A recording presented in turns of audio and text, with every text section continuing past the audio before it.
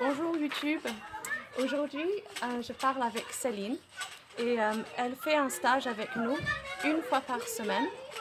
Et je voudrais demander, est-ce que c'est la première fois que tu as fait un stage dans une école un peu alternative? Alors en fait, je connais le fonctionnement des écoles alternatives qu'on appelle les écoles calendrettes, qui sont des écoles bilingues, occitanes, avec une pédagogie freinée et une pédagogie institutionnelle où les enfants sont intéressés au fonctionnement de l'école. Dans une école démocratique, c'est la première fois. Oui, d'accord. Et qu'est-ce que tu penses? Après, ça c'est sa deuxième jour. Voilà, oui, c'est le deuxième vendredi où je viens. Et déjà, je suis ravie parce que ça me permet vraiment de rencontrer vous, les personnes qui avez fondé cette école, et vraiment être au contact des enfants et de la réalité de votre école et de votre façon de relationner, d'être voilà, dans une journée classique. J'arrive et je repars dans la journée. Je découvre et je trouve intéressant pour moi de voir en réalité ce que j'avais peut-être compris théoriquement. J'avais déjà lu, j'avais déjà discuté avec des personnes qui ont, de près ou de loin, qui ont fondé des écoles démocratiques ou des amis d'amis qui avaient fondé une école démocratique vers Toulouse. Mais je n'avais pas d'expérience en fait, donc je remercie vraiment et je trouve ça très riche, très intéressant. Voilà, ce matin, enfin voilà, en fin de matinée, j'ai assisté à un cercle de justice. J'ai trouvé ça vraiment intéressant, vrai pour les enfants, et je pense que c'est quelque chose d'utile pour la régulation des relations et des conflits qui arrivent toujours dans une communauté de personnes qui font des choses ensemble.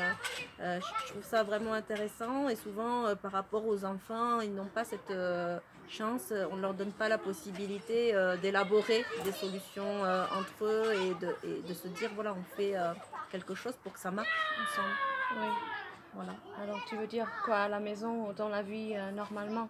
Voilà, il y a toujours pas... quelqu'un qui va rendre justice extérieurement, qui va dire voilà, ça c'est non, ça c'est bien, c'est mal, c'est possible ou pas possible, c'est dans un règlement, dans les lois ou c'est pas dans les lois.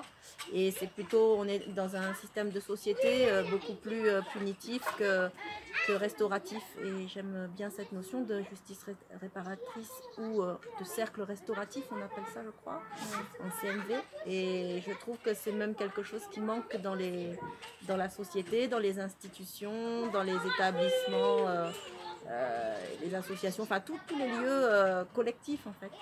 Donc je trouve que ça favorise un vivre ensemble apaisant et sécurisant du coup pour tout le monde, où chacun a sa place. Et est-ce que tu peux sentir, quand on n'est pas dans le cercle de justice, que quand tous les enfants ensemble dans l'école, juste dans les différentes pièces, tu peux sentir que ça marche bien entre tout le monde? J'ai été frappée de ça la semaine dernière parce que je suis arrivée dans un climat très paisible, où il n'y a pas eu d'enfants qui étaient en prise à des conflits entre eux, des disputes. Chacun est assez libre, les affinités se font naturellement, je pense, mais du coup, il n'y a pas eu de friction. Il y a eu quelques pleurs, juste d'enfants qui s'étaient fait un peu mal eux-mêmes, ils se sont cognés, et voilà, donc les adultes sont là, mais il n'y a pas de, voilà, cette idée d'être d'injustice ou justement d'être embêté par d'autres. Je n'ai pas vu. Donc j'étais même étonnée du cercle ce matin où il y avait des requêtes, hein, des petits conflits malgré tout qui se jouaient, et c'est inévitable comme je disais, mais en tous les cas j'ai été frappée la semaine dernière d'un climat très paisible. Ouais. Oui, oui, oui. Par exemple, la relation entre les adultes membres et les membres enfants, tu as vu un peu comment interaction? Je ne sais pas si ça c'est le mot en français. Mais... Oui, comment ça interagit, ouais. Justement, alors bon, ça fait que le deuxième vendredi que je suis là. Ce qui m'a frappée, c'est que Les adultes sont là disponibles, bienveillants, mais ne sont pas sans cesse dans les affaires des enfants, hein, ce que j'appellerais préoccupés par qu'est-ce que tu fais, qu'est-ce que tu veux, de quoi tu as besoin. En fait, les enfants sont assez du coup libres, donc de fait autonomes, mais ils peuvent demander de l'aide. Je crois que vous appelez d'ailleurs le rôle des adultes facilitateurs. Oui, oui. Hein, je trouve que c'est très bien, Oui. c'est très bien choisi comme terme. Oui. Du coup, c'est très, en tout cas pour moi qui arrive, je trouve que c'est très détendant aussi, parce qu'on n'arrive pas avec un rôle, je dois faire telle chose ou avoir tel comportement avec les enfants. Du coup, la relation se fait naturellement et en douceur.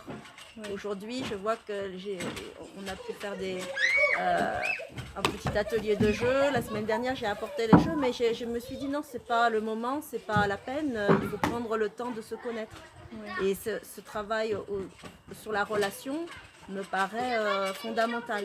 Voilà, ça me paraît très important. Ouais, c'est vrai qu'ici, on ne peut pas pousser quelque chose sur les enfants. Ouais. On doit attendre Et qu'ils veulent venir ça faire vient naturellement. Ouais. Et ça, je trouve ça très respectueux, mais encore une fois, du coup, aussi bien du côté des enfants, pour les enfants, que pour les adultes. Je trouve que ça permet de faire les choses de façon très centrée.